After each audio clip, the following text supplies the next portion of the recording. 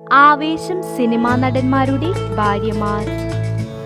രംഗണ്ണൻ എന്ന വേഷം ചെയ്ത ഫഹദ് ഫാസിൽ.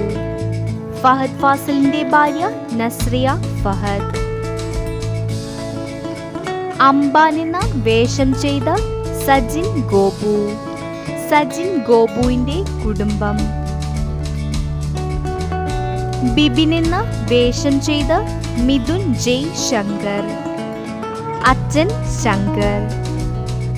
അജു എന്ന വേഷം ചെയ്ത ഹിപ്സ്റ്റർ. ഹിപ്സ്റ്ററും അമ്മയും. കുട്ടി എന്ന വേഷം ചെയ്ത മിതുട്ടി. മിതുട്ടിയുടെ കുടുംബം. ശാന്തകുമാരൻ എന്ന വേഷം ചെയ്ത റോഷൻ ഷാനവാസ്.